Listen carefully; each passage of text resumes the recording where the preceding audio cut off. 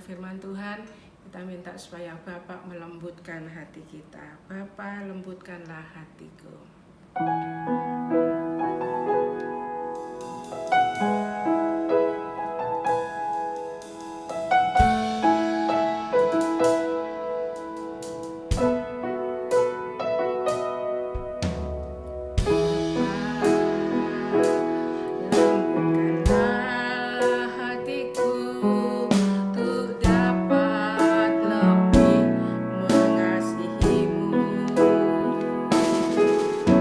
Bapa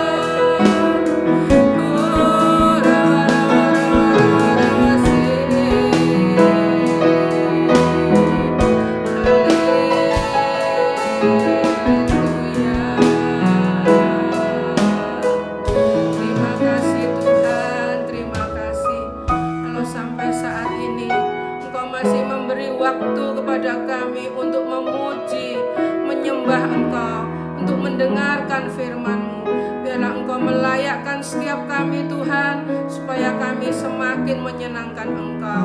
Urapi hamba-Mu yang akan menyampaikan firman-Mu.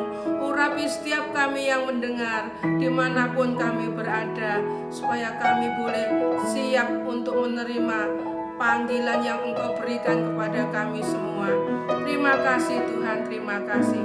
Berfirman-Lah Tuhan, dalam nama Tuhan Yesus Kristus.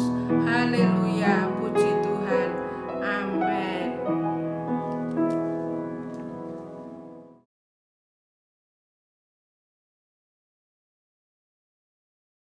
Puji Tuhan, selamat pagi Bapak Ibu dan saudaraku yang dikasihi oleh Tuhan.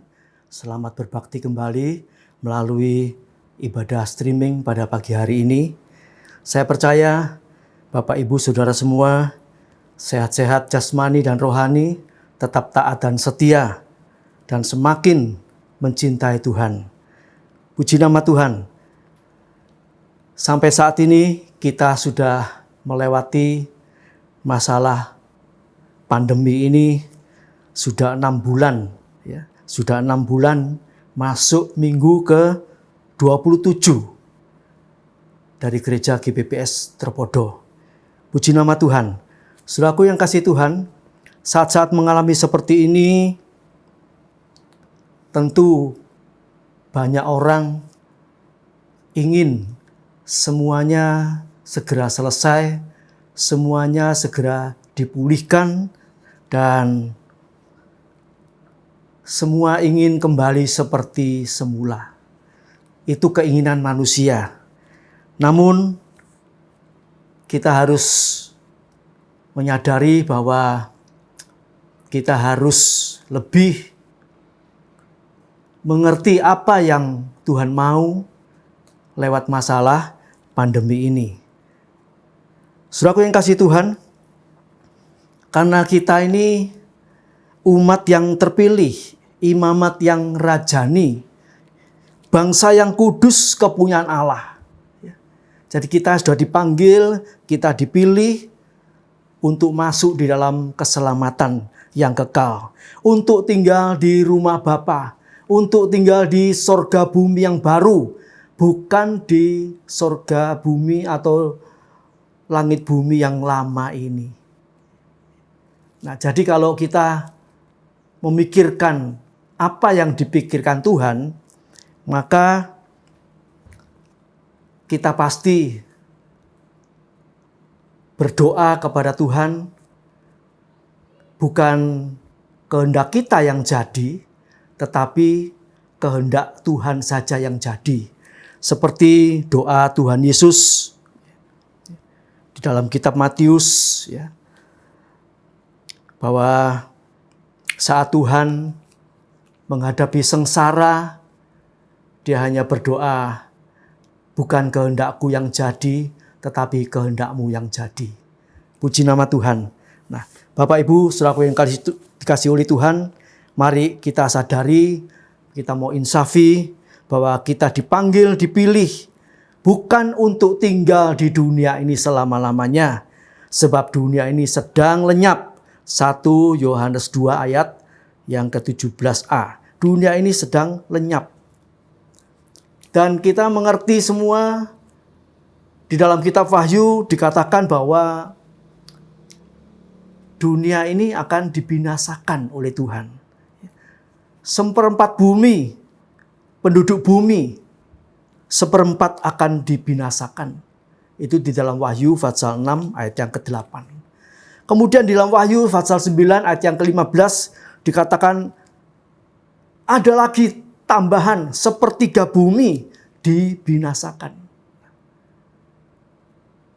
Kalau kita membaca tentang akhir zaman, khususnya di kitab Wahyu, bahwa bumi ini segera berlalu.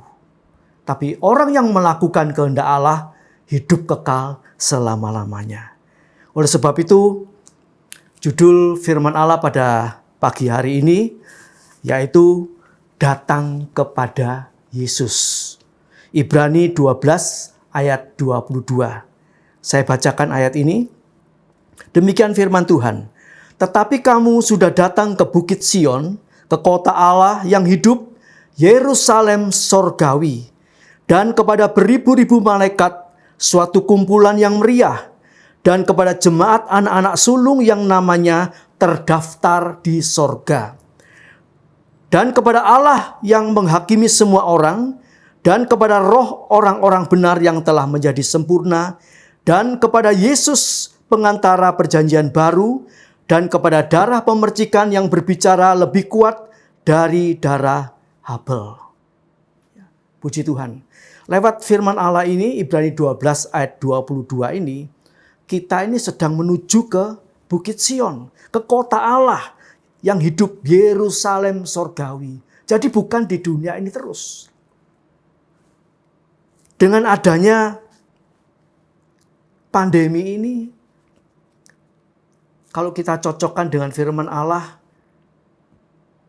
apa yang dinubuatkan firman Allah tentang akhir zaman itu mulai berlaku, mulai berjalan satu persatu.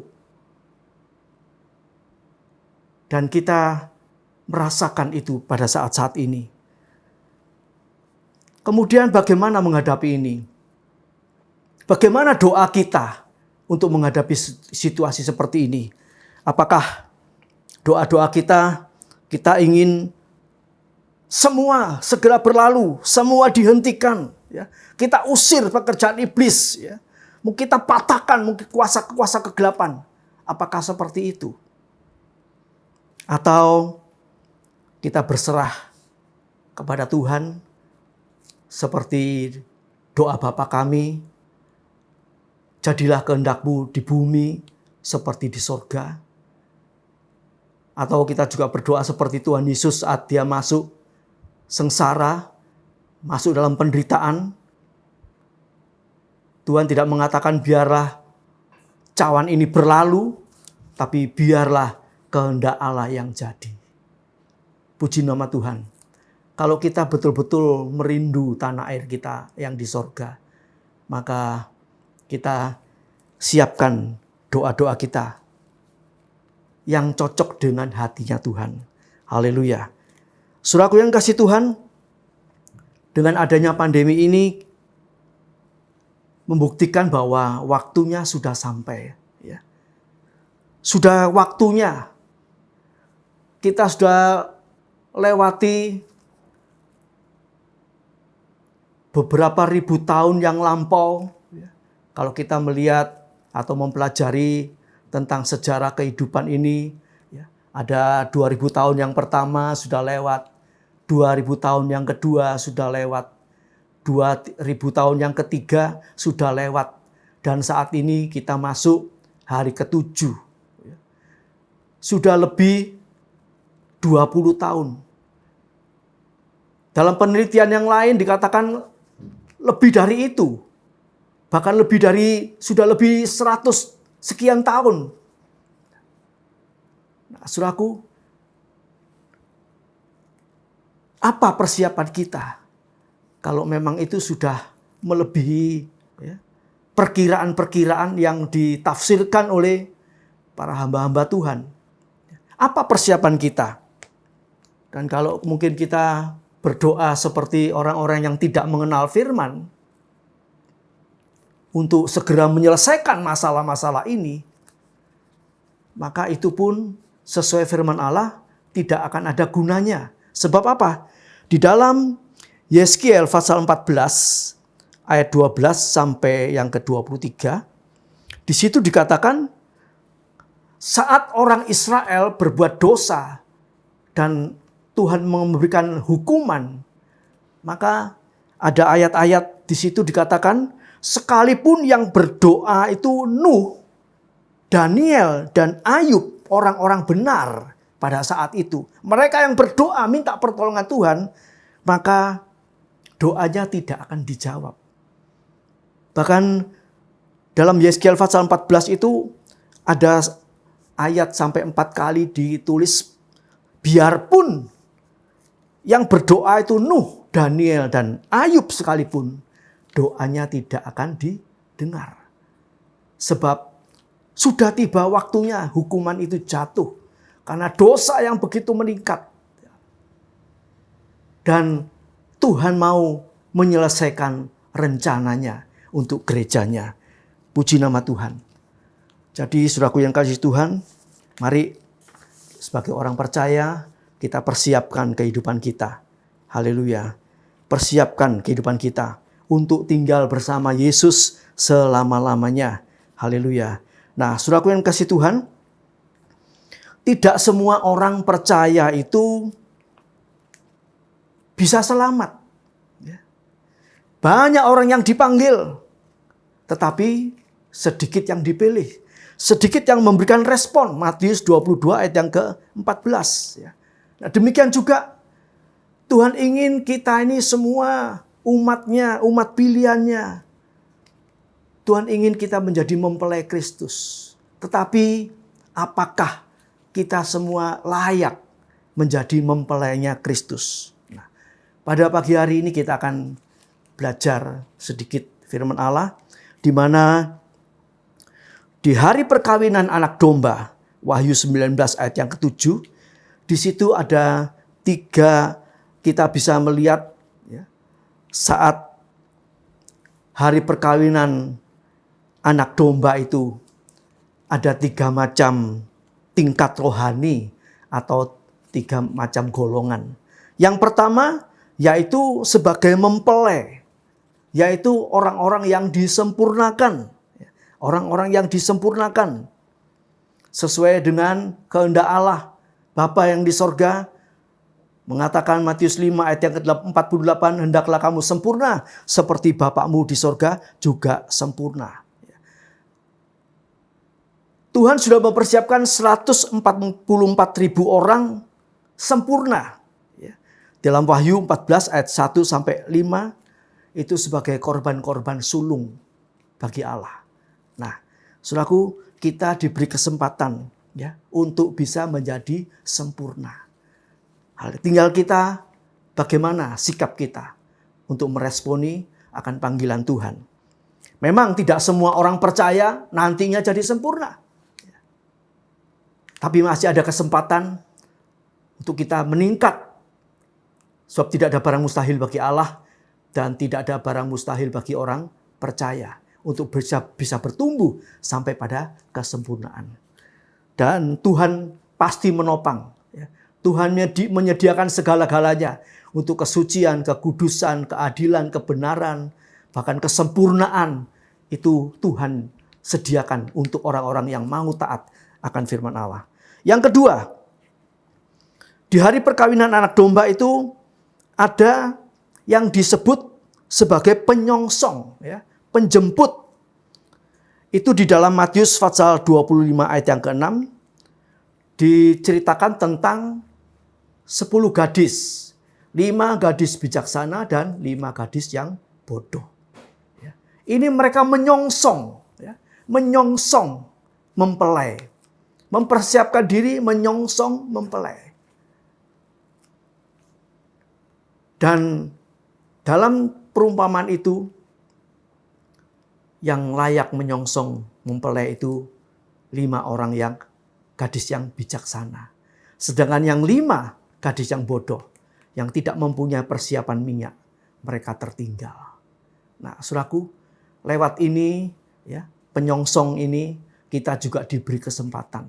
Apakah kita layak untuk menyongsong, menyambut kedatangan Tuhan di awan-awan, di angkasa, seperti 5 gadis bijaksana ini. Kita masih diberi kesempatan. Puji nama Tuhan. Dan yang ketiga, kalau kita pelajari firman Allah tentang perkawinan anak domba ini. Yang ketiga itu ada dikatakan sebagai undangan. Sebagai undangan. Banyak orang yang diundang. Tetapi dalam undangan itu ada yang tidak memakai pakaian pesta. Akhirnya mereka harus diusir keluar dari undangan itu dan mendapatkan hukuman. Nah, lewat 3 macam ini, mari kita perhatikan apa yang dikehendaki oleh Tuhan di dalam setiap tingkatan. Yang pertama, tingkatan sebagai mempelai. Kita harus rindu mencapai tingkatan yang nomor 1 ini. Yaitu sebagai mempelai atau pengantin. Itu dikatakan orang sempurna. Wahyu 19 ayat yang ke-7. Pengantinnya telah siap sedia. Pengantin yang siap sedia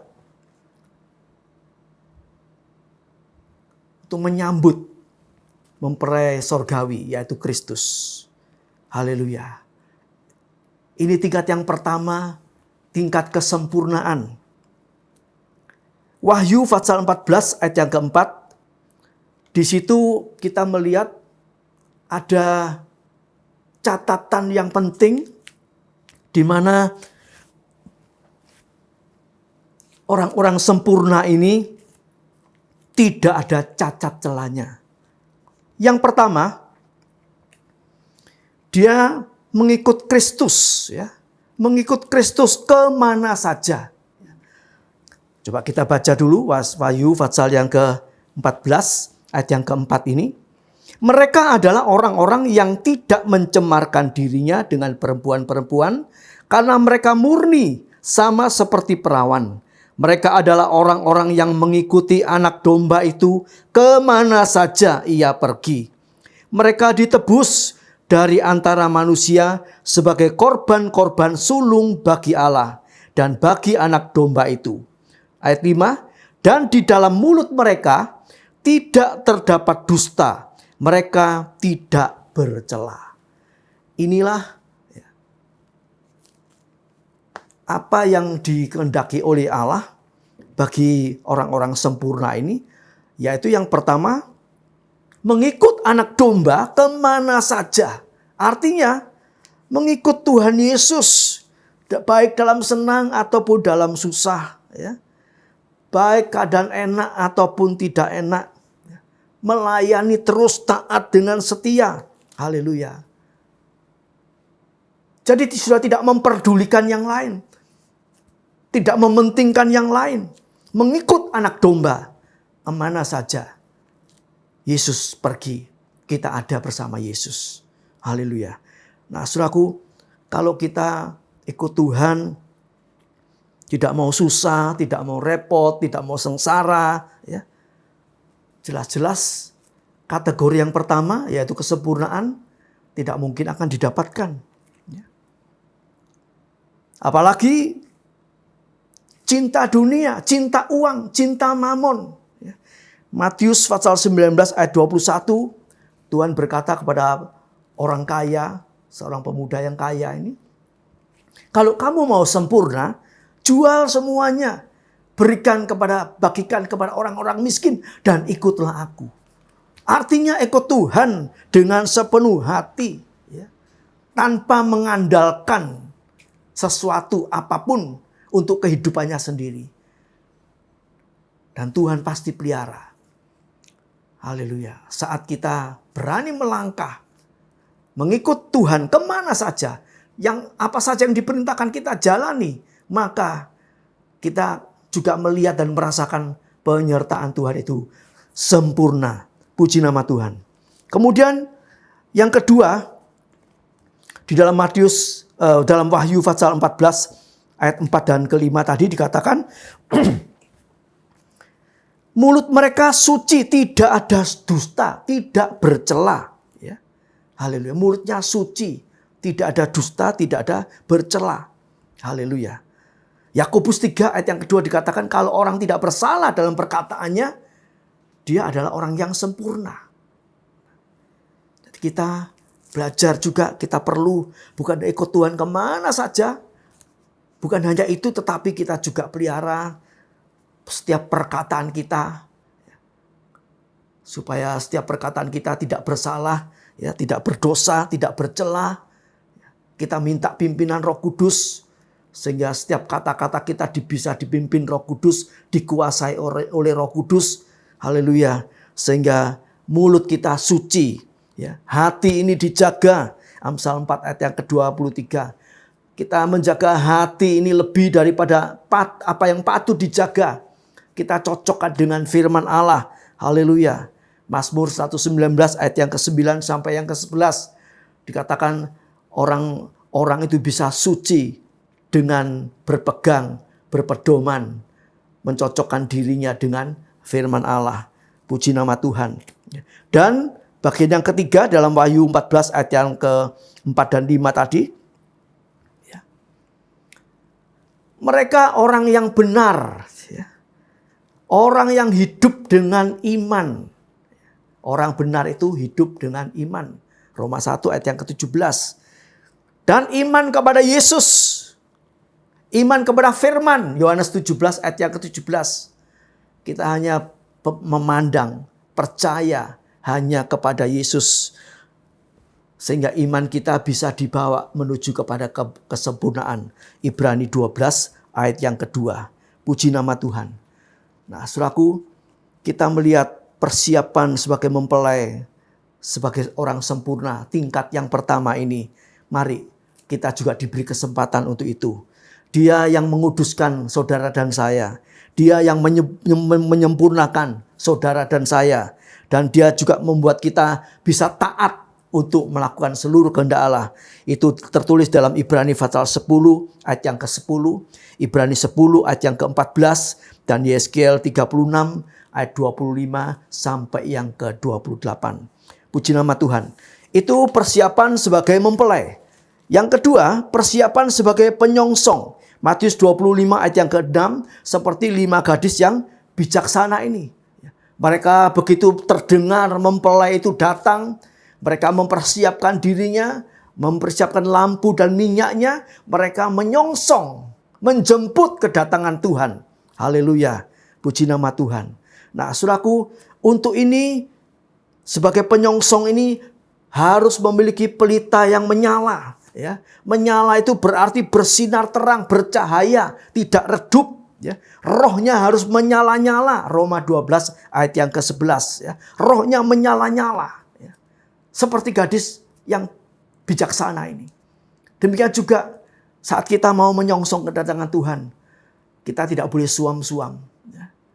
Kalau kita suam-suam, dalam kitab Wahyu dikatakan kita akan diludahkan.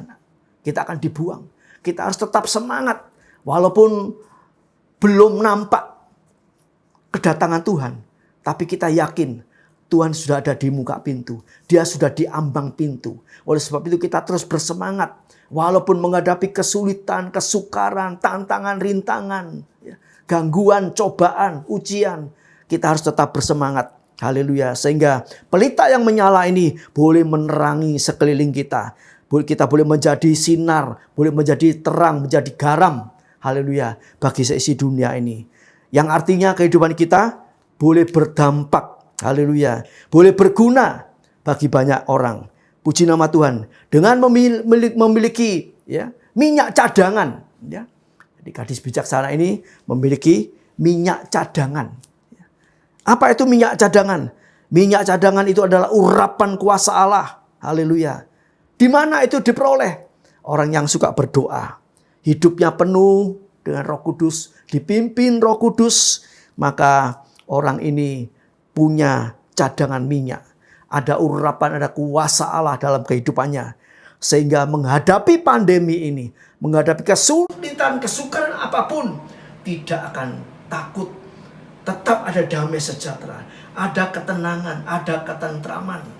Sebab kebenaran firman Allah ada dalam kehidupannya. Haleluya. Puji nama Tuhan. Saat menanti kedatangan Tuhan. Bisa sabar, bisa tetap semangat, bisa tetap kuat. Bukan karena kuat gagah kita, tetapi oleh Rohku. Kata Zakaria pasal 4 ayat yang ke-6. Puji nama Tuhan. Sebab itu mari kita mau berjaga berdoa. Ya. Pelita kita terus menyala. Haleluya. Menjadi bijaksana seperti 5 gadis bijaksana ini. Saudaraku yang kasih Tuhan. 5 gadis bijaksana ini lolos.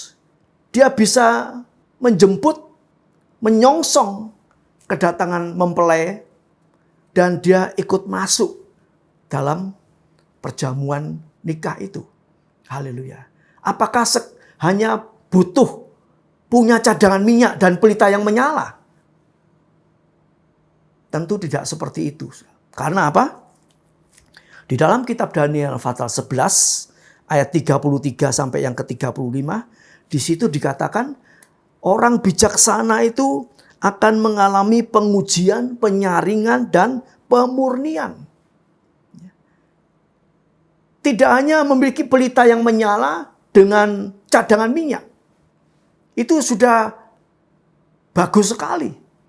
Tetapi kita melihat di dalam Daniel pasal 11 ayat 33 sampai 35 itu ada satu proses yang luar biasa. Sehingga betul-betul ya, 5 gadis bijaksana ini lolos dan dia masuk bersama-sama mempelai. Haleluya. Puji nama Tuhan. Jadi saudaraku, tujuan iman percaya kita bukan untuk kesenangan, keberhasilan, kesuksesan di dunia ini. Bukan itu. Itu hanya imbuhan, itu hanya tambahan. Seperti Matius 6 ayat 33. Cari dulu kerajaan Allah dan kebenarannya, semuanya akan ditambahkan. Ya. Haleluya. Kalau kita dapat Yesus, dapat juru selamat, ya, percaya dengan sungguh-sungguh, taat kepada sungguh-sungguh, sorga diberikan untuk kita. Keselamatan kekal diberikan untuk kita. Dan yang lain-lain, sakit, Tuhan bisa sembuhkan. Haleluya. Miskin, Tuhan bisa memberkati, bisa mencukupi, bahkan bisa memberikan kelimpahan. Hidup yang susah, Tuhan akan ubahkan menjadi hidup yang senang, yang tentram, damai, penuh sejahtera di dalam Yesus. Itu hanya bonus-bonusnya saja. Oleh sebab itu, kita perlu mengiring Tuhan dengan roh yang menyala-nyala. Kalau kita taat kepada Tuhan, kita melakukan kehendak Tuhan, maka sebetulnya apa yang kita lakukan itu bukan diri kita sendiri, tetapi yang kita lakukan itu Tuhan yang mengerjakan di dalam kehidupan kita. Sesuai dengan firman Allah yang dikatakan di dalam Filipi pasal 2 ayat 12-13. Kita harus senantiasa taat. Dan Tuhan nanti yang bekerja dalam kehidupan kita. Juga dalam bilangan 14 ayat 28 di situ dikatakan, apa yang kita kerjakan, apa yang kita lakukan, itu Tuhan yang mengerjakan di dalam kehidupan kita. Puji nama Tuhan. Juga di dalam Yesaya pasal 26 ayat yang ke-12. Jadi semua itu sebetulnya yang mengerjakan Tuhan sendiri yang ada di dalam kehidupan kita. Kita tinggal belajar taat. Kita persiapkan, kalau Tuhan bilang, ayo siapkan pelita, kita siapkan pelita. Ayo harus punya minyak cadangan, kita siapkan memiliki minyak cadangan. Lewat berdoa, menyembah dalam roh dan kebenaran, maka minyak Roh Kudus itu akan memenuhi kehidupan kita. Puji nama Tuhan. Bagian yang ketiga, persiapan sebagai undangan. Di dalam Matius pasal 22 ayat 1 sampai 14, di situ ada contoh perumpamaan, yaitu tentang perjamuan kawin. Seorang raja menikahkan anaknya. Ya. Ini gambaran ya, daripada Kristus. Allah mempersiapkan Kristus sebagai mempelai laki-laki dan mempersiapkan jemaatnya sebagai mempelai wanitanya. Puji nama Tuhan. Ya. Nah, dalam undangan itu, ya, undangan pertama itu ditujukan kepada umat Israel, orang Yahudi. Tapi mereka menolak. Ya. Dan kalau kita baca selanjutnya, undangan yang kedua ayat 9 sampai 14 dalam Matius pasal 22, itu undangan bagi orang-orang yang di luar Yahudi, di luar Israel. Termasuk kita ini. Kita ini diundang.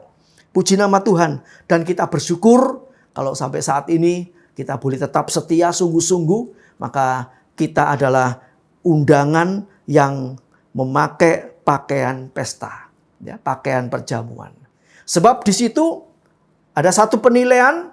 Raja itu melihat di tempat perjamuan itu ada seorang yang tidak berpakaian pesta. Kemudian mereka dipanggil, mereka ditanya, kenapa kamu masuk ke sini kok nggak pakai pakaian pesta? Ya. Akhirnya orang ini diikat, ya, dibawa algojo keluar, kemudian dimasukkan tempat yang gelap di mana ada kertak gigi di sana, ya, ada penderitaan karena tidak pakai pakaian perjamuan kawin ini, saudaraku, pakaian pesta ini. Ya. Di dalam Sefanya 1 ayat yang ke-8 juga demikian, orang yang berpakai pakaian asing, ya, tidak pakai pakaian kekudusan kebenaran dari Tuhan, maka dia akan ditolak. Dia akan keluar dari pesta itu. Walaupun mereka sudah diundang. Jadi saudaraku yang kasih Tuhan, pakaian pesta ini dalam Wahyu pasal 19 ayat 7-9 itu berbicara perbuatan orang benar. Itu kain lenan halus, perbuatan orang benar dari orang kudus. Puji nama Tuhan. Jadi perbuatan benar, perbuatan kudus, hidup benar itu sangat dibutuhkan. Kalau kita sudah diundang, kita dipanggil, dipilih, kita dikuduskan. Mari kita pelihara kekudusan itu. Kita tingkatkan lagi sehingga kudus dalam segala perkara. Haleluya. Itu yang dikehendaki oleh firman Allah. Dan kita melakukan perbuatan-perbuatan yang benar. Kita belajar berbuat baik, berbuat benar yang cocok firman. Haleluya. Baik untuk keluarga, untuk tetangga, untuk teman-teman kita, di mana kita ditempatkan, di pekerjaan, di mana saja. Mari kita mau lakukan perbuatan yang benar. Haleluya. Untuk kemuliaan nama Tuhan.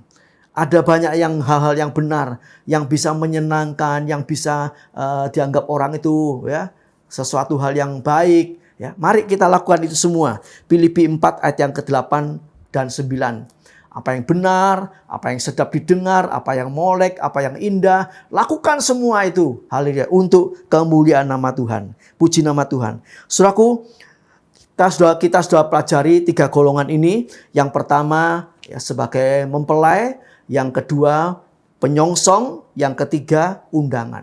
Ya. Kalau kita semua dalam 3 golongan ini taat menggenapi firman Allah, taat akan firman Allah, maka kita dipastikan masuk ke dalam perjamuan kawin anak domba itu. Ya. Kita masuk dalam perjamuan kawin anak domba itu. Kita bisa bertemu dengan Yesus sebagai mempelai surgawi. Tetapi ada berkat-berkat yang berbeda. Ya. Ada pahala-pahala yang berbeda. Kalau kita menjadi sempurna, ya, maka kita dilayakkan untuk makan minum semeja dengan Tuhan Yesus. Haleluya. Itu orang yang sempurna. Itu orang yang pilihan. 144.000 orang sempurna. Yang makan semeja dengan Tuhan. Ya. Haleluya. Kita masing-masing kita mengerti bahwa kita seringkali melihat pernikahan, ya. Mungkin kita juga mengalami, ya, masuk dalam pernikahan, ya. Yang makan semeja itu apa? Undangan itu ikut makan semeja dengan kita? Tentu tidak. Ya. Yang makan semeja, yang menikah dengan keluarga besar masing-masing. Undangan duduk di tempat yang lain. Nah, itu satu saat nanti di sorga juga demikian. Ya. Ada perbedaan-perbedaan tingkatan, golongan dari yang sempurna, kemudian dari penyongsong atau pengapit atau yang menjemput, juga dari undangan. Dari undangan. Puji nama Tuhan. Kita mau pilih yang mana, saudaraku? Kalau tentu orang yang merindu akan Tuhan, yang cinta Tuhan sungguh-sungguh, maka pasti kita akan memilih bagian yang pertama, ya, sebagai mempelai Kristus yang sempurna, yang makan minum semeja dengan Tuhan. Bahkan bukan itu saja, memerintah bersama-sama dengan Tuhan, menghakimi bersama-sama dengan Tuhan. Jadi kalau kita memerintah, berarti ada yang diperintah. Ada bawaan-bawaan orang-orang yang biasa. Ya. Kalau kita menghakimi, ada orang-orang yang perlu dihakimi atas perbuatannya yang salah. Nah, jadi saudaraku, ada tingkatan-tingkatan, ya, ada tingkatan-tingkatan, ada pahala, mahkota, upah, ya, dan macam-macam lain berkat yang luar biasa. Haleluya. Mari kita mau tingkatkan supaya kita boleh memiliki yang terbaik. Haleluya, di dalam perjamuan nikah anak domba itu. Haleluya. Nah, saudaraku yang dikasih oleh Tuhan, yang sangat penting, ya, dari itu semua, mari kita pelajari, ya, firman Allah ini. Kita belajar untuk melakukan apa saja yang Tuhan perintahkan, sebab waktunya sudah dekat, ya. Jangan sampai kita ini tertinggal, ya, seperti 5 gadis yang bodoh. Jangan sampai kita ini ditolak keluar seperti undangan yang masuk tanpa pakaian pesta tadi. Nah, ini perlu kita waspadai, saudaraku, ya. Kita tidak boleh lengah, kita tidak bisa sembarangan. Ya, aku diundang, ya aku datang semaunya sendiri. Ya, tidak, ada aturan-aturan semuanya, ya. Ada aturan, ada ketertiban di dalam mengiring Kristus, dalam mengikuti Yesus. Nah, saudaraku, apa saja yang perlu, ya, diwaspadai saat kita mengiring Kristus ini, supaya kita tidak sampai ketinggalan seperti 5 gadis bodoh, dan supaya kita tidak sampai ditolak seperti undangan yang tidak berpakaian pesta tadi, ya. Ada banyak penyebab yang membuat orang yang percaya Kristus ditolak. Karena apa? Karena dia tidak mengikuti jalan-jalan Tuhan, ya. Matius pasal 7 ayat 21 sampai yang ke-23. Di situ dikatakan, bukan orang yang berseru kepadaku, Tuhan, Tuhan, Tuhan, dia bisa masuk dalam kerajaan surga. Walaupun mereka sudah melayani, mereka melakukan ini dan itu, ya, tetapi di mata Tuhan, di hadapan Tuhan, ada hal-hal yang jahat yang dia kerjakan, yang tidak diketahui oleh orang lain, yang tahu hanya Tuhan sendiri.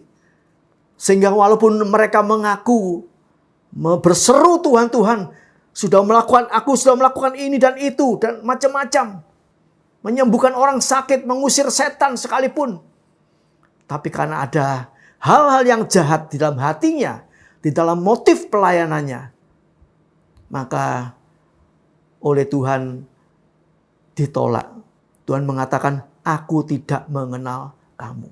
Nah, jadi jangan sampai, saudaraku, dalam pengiringan kita kepada Tuhan ini, kita bersihkan hati, pikiran, angan-angan, perasaan kita, tujuan iman kita, tujuan pelayanan kita itu apa?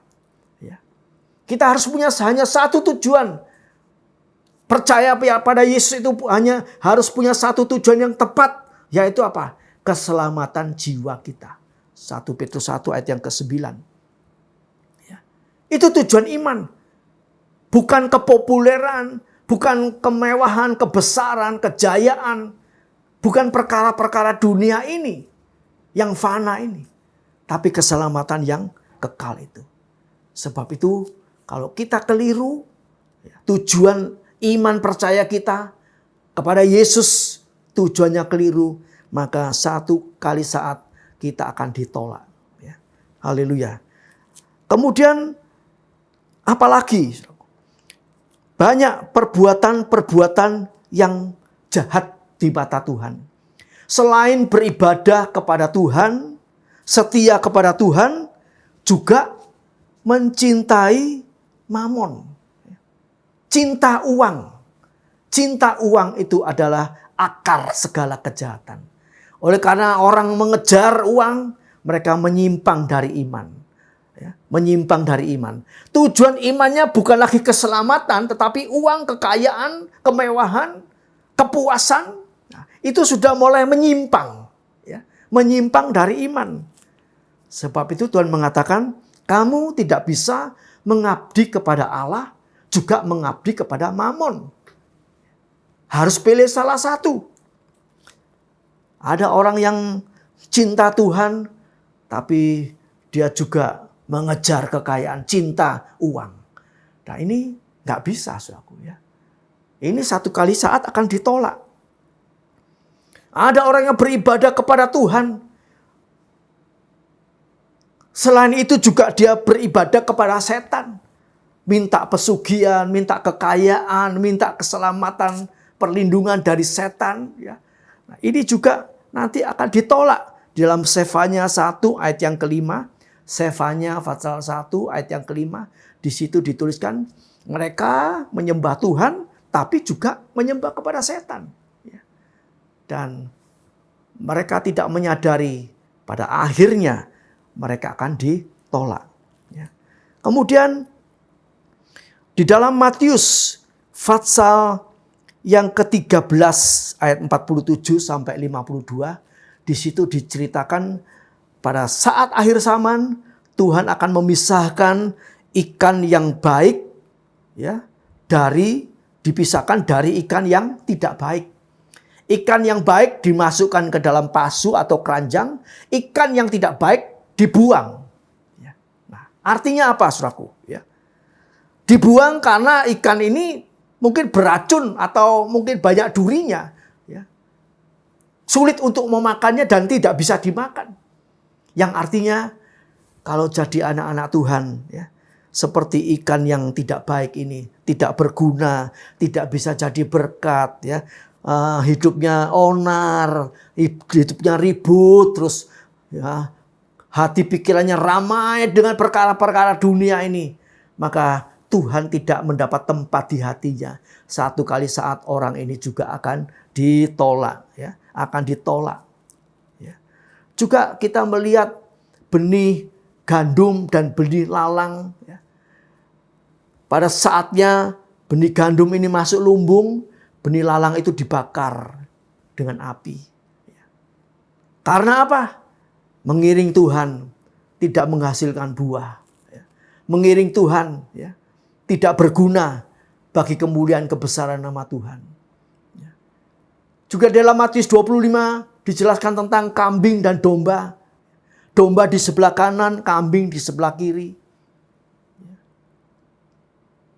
Ayat itu bercerita tentang orang yang hidupnya seperti domba, senantiasa mau berbuat baik, menolong sesama, memperhatikan sesama, peduli dengan orang lain, ya. Maka orang ini, ya, layak, ya, masuk dalam perjamuan kawin anak domba itu. Sedangkan kambing-kambing ini, ya, mereka akan mengalami kebinasaan. Jadi saudaraku, banyak ayat-ayat yang menjelaskan kepada kita tentang gagalnya seseorang di dalam mengikut Kristus. Sehingga mereka ditolak. Tidak mendapat tempat di sana. Namanya tidak tertulis di dalam buku kehidupan. Saudaraku yang dikasihi oleh Tuhan, orang-orang ini tentunya kurang, bahkan tidak cinta kepada Tuhan. Tidak bersungguh-sungguh kepada Tuhan. Bahkan saat seperti ini, pandemi seperti ini, mereka masih ingin Tuhan, haleluya, kembalikan seperti semula Tuhan. Pulihkan Tuhan. Engkau berkati, haleluya,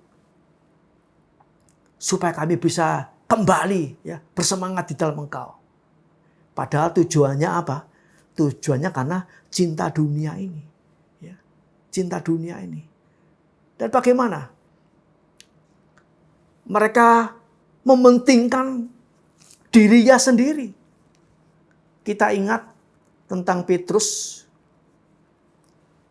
Waktu di dalam Matius pasal 16. Waktu Tuhan berbicara kepada murid-muridnya. Bahwa sebentar lagi aku akan mengalami sengsara dan mati. Maka Petrus menegur Yesus.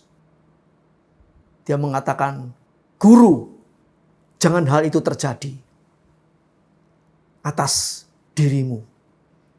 Kemudian apa jawabnya Yesus? Yesus memarahi Petrus.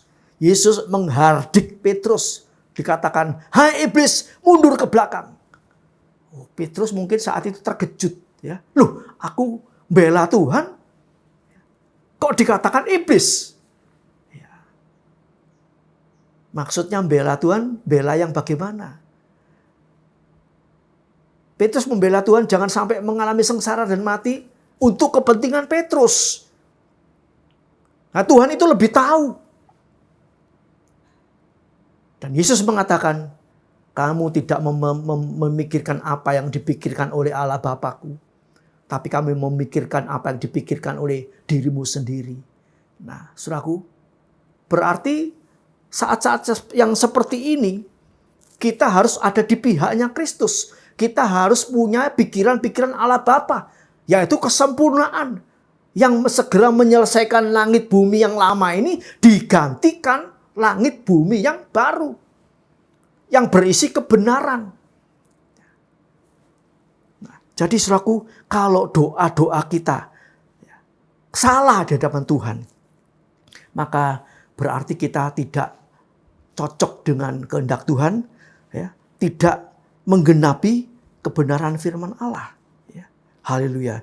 Dan apa? Akibatnya dahsyat. Oleh sebab itu, saudaraku yang kasih Tuhan, mari, saat mengalami apa saja, kita mau merendahkan hati kita mau merendahkan diri kita katakan kepada Tuhan, "Tuhan, kehendak-Mu yang jadi atas kehidupanku. Kehendak-Mu yang jadi atas isi dunia ini." Haleluya. Kami percaya bahwa Tuhan tidak pernah meninggalkan kita.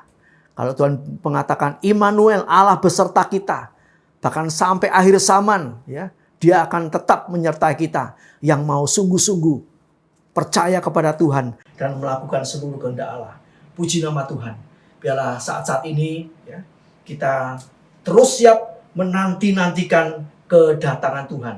Dan Tuhan pun juga menanti-nantikan, ya, saatnya yang tepat untuk kita berjumpa bersama-sama di dalam kemuliaannya. Yesaya 30 ayat yang ke-18 dikatakan, "Sebab itu Tuhan menanti-nantikan saatnya, hendak menunjukkan kasih-Nya kepada kamu. Sebab itu Ia bangkit, hendak menyayangi kamu. Sebab Tuhan adalah Allah yang adil. Berbahagialah semua orang yang menanti-nantikan Dia." Puji nama Tuhan.